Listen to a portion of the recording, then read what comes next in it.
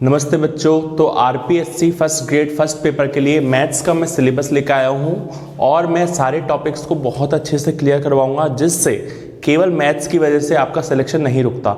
आप सोचते हो ना, अगर मैथ्स के जो 10 क्वेश्चन है उसमें से अगर 7-8 क्वेश्चन सही हो जाए तो हमारा सिलेक्शन सही हो जाएगा, हमारा सिलेक्शन हो जाएगा।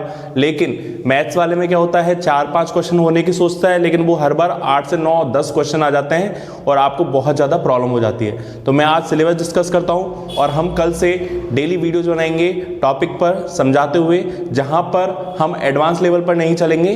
केवल आपको ये करना होगा कि आपका ये पेपर निकल जाए बहुत आसानी से।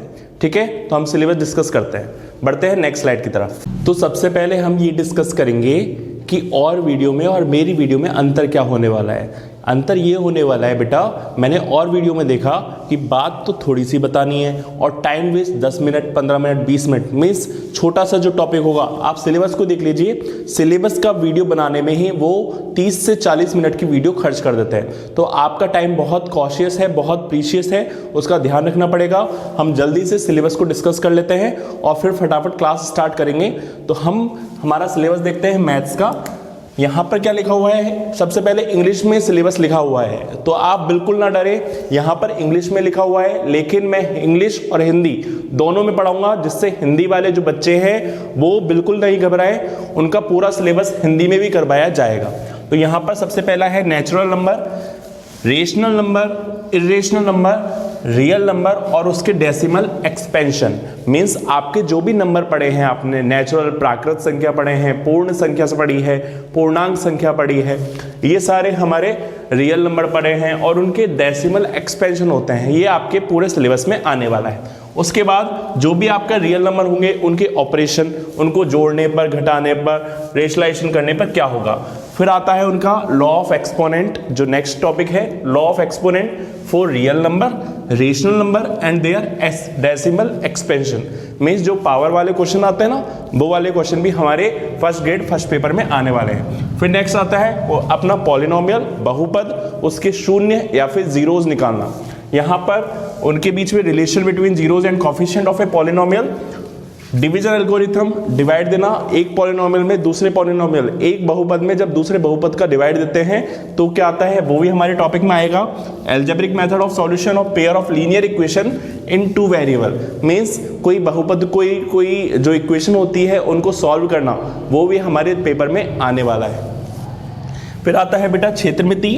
क्षेत्रमिति में क्या होने वाला है, surface area of a cuboid, घनाभ, जो क्यूब है वो घन, right circular cone, right circular cylinder, right circular cone, शंकु जो होंगे वो हमारा सिलेंडर, बेलन हुआ, इनके हमारे क्षेत्रमिति मीन्स एक तो आयतन भी आएगा और पृष्ठीय क्षेत्रफल और क्षेत्रफल भी आएगा। ठीक है, तो यहां पर यही बता रहा है स्पेयर। स्पेयर क्या है, गोला, जो गोला आएगा। फिर इसके आयतन आ गए, घनाभ के आयतन, जो हमारे शंकु का आयतन है, sphere, surface area and volume of a combination of solid conversion of solid from one shape to another। means आपको ऐसे क्वेश्चन देगा कि हमने 4 शंकु लिए, 4 शंकु से हमने एक बड़ा गोला बना दिए, बताइए उस गोले की त्रिज्या क्या होगी। देखे हैं ना आपने क्वेश्चन, हर बार बहुत ज़्यादा दिक्कत होती है ना आपको, तो हमने इस क्वेश्चन को सॉल्व करने के लिए ये सीरीज स्टार्ट करी है।